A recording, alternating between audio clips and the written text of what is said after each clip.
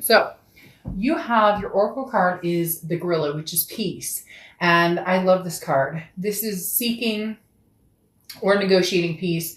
Um, it's a position of strength, not weakness. So choose peace rather than war, regardless of the situation. So if it's an ex, if it's a family member, if it's a friend, somebody pissing you off, somebody has done you wrong, you've done them wrong, whichever direction this goes, or both ways, the gorilla is talking about now is the time of peace. And I love this card because just looking at it, when I got the deck and, I go through the cards and I welcome them and whatnot. And just looking at this card, I immediately felt that sense of peace of letting things go, letting the negativity go, letting the negative vibe go, harnessing the good and bringing forward, new beginnings, new starts, kind of a line in the sand. No more fighting, no more arguing, no more judging. The first card you have coming into the month is the Five of Swords. Now, this is defeat. This is a Pyrrhic victory or some sort of dishonor. So this is probably the reason for the gorilla, for the peace, because the Five of Swords talks about that defeat. It talks about feeling as though you're at a loss because something you thought that is not, or something that, smelled like a rose, ended up, smelling sour. You get my point. The Five of Swords is, somebody telling you what they thought you wanted to hear and then nothing came to fruition on it, or it became kind of a laughing stock for some of you. For some reason, they're telling me not laughing stock in a bad, yeah, that's never good to be a laughing stock, but basically, somebody who decided like I'm gonna do me and I'm the grass is greener or and you thought that this was going somewhere grandiose, or maybe even just, hey, this is somebody that I'm gonna have in my life for a little bit, or you get my point. Again, something here that didn't size up to what your expectations were. And the hardest part about it, Gemini, is the fact that your expectations weren't off point. It wasn't like they were over excessive or non-achievable or something that wasn't obtainable. So you weren't asking for too much in essence, and yet there was still some sort of disappointment. The next card you have is how you're feeling coming into the month. And you have the Chariot card. The Chariot card is Cancer's card, but this is saying that things will go on. This is talking about, the Chariot eventually gets to its stop where there's a welcoming party and people are very happy to see this Chariot because there's success all around them, counting the blessings of what we already have. The Chariot card talks about self-identification, but also knowing the path that you're going on. So, okay, screw this part right here, the Five of Swords. All right, so somebody did you wrong, or you did them wrong. Again, cross watchers, this can be reversed, but somebody was wronged here, or situation didn't go as planned, or I almost feel as though you feel foolish a little bit, Gemini, in believing something somebody once said to you. And this may be 5 months ago, it could be a year ago, but some of you may be thoroughly over it, but you're still having a hard time relinquishing the fact that it's like I fell for it type feeling, right? But the Chariot saying, screw it.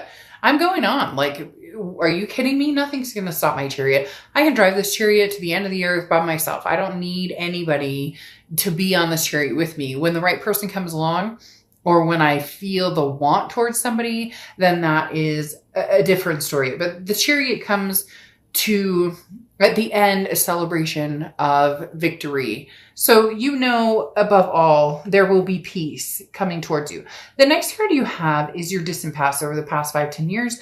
Could be throughout your childhood, and you have the Six of Wands. This is what I'm talking about. There's a victory coming here for you, Gemini. And this isn't a victory of screw you and you get what you deserve and I hope they cheat on you, that song, or like, I hope you get yours. That's not what this is about. This is about you recognizing, well, you know what? I thought it was a duck. It quacked like a duck. It walked like a duck. It had a beak like a duck, or a bill like a duck, whatever you want to say. and it was a duck. And it's kind of that, shoot, I should have recognized that, but now you're leading into victory. And this is, again, not a victory like, oh, screw you, or I'm going to wish the worst on you. But this is a recognizing or recognition of understanding that in the past, you've handled these situations differently. They're telling me, Gemini, in the past, this would have like detrimented, or this would have been, it would have taken down your sleep habits, your spirituality. It would have gotten in the way of, how you're taking care of yourself, or, temper or mood or whatever. And you're not. This is not in control. Look, he's sticking his tongue out. He's like, whatever, I got this. So yeah, maybe I sound like a 5-year-old, but guess what? It's the Five of Swords who's saying, hey, you know what? You haven't defeated me, Gemini. Even if this card is coming up, you're victorious in the end. There is no defeat. You've been here. You've done this. You've seen this. And for some of you, you called bullshit before it even happened. The next card you have is your immediate past. Over the next few months, or over the past few months, and you have the Seven of Pentacles. You weighed this situation out. You knew it may not be exactly what you were looking for or what you were thinking it would be. You knew this. So you did pros and cons. And the biggest thing here is you went, here are the pros, here are the cons. And the worst case scenario is I get entrapped into something that I've been through, and yet it gets easier. There's that song. I can't sing it or say it or whatever for copyright issues. But there's a song in particular that I love that talks about like, the more this happens, the more hurt I've been through, or the more breakups or whatever, the easier it gets. And that's where you come in here, Gemini. Oh, they pulled a fast one? Fuck, you knew it was coming. Here's the Chariot. You're going to ride off in the Chariot into sunset of victory and happiness. You weighed, again, your options, and you chose an option that may or may not have been victorious. In the end, it doesn't matter, because you will be victorious regardless of whether this went in the direction you wanted it to or not. And this could be old love. It could be new love. It could be, somebody you're presently trying to see. Maybe it just didn't go your way, but you were already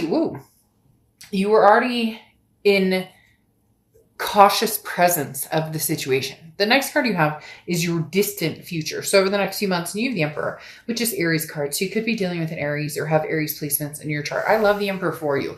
It's traditional. It's stability. It's something that it's somebody or some situation. Again, it could be family, friend, but potentially more along the lines of lovers or love. But the Emperor I love because this is talking about you finally deciding your self-worth and then saying, I deserve the Emperor.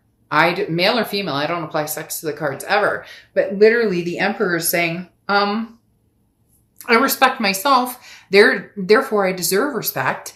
And the Emperor is saying, you'll get that respect that you deserve. This is you showing up community-wise saying, hey, you want to shake my hand and you want to get along? Fine, great.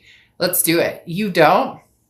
More power to you. Walk away. But you have a presence now, Gemini. There's a presence here in, a lot of people's lives where you're finally like in control with this Emperor saying, you like me? Great. You don't like me? By all means, I wish you nothing but peace. Peace out, man. Right? Peace out, lady. Right?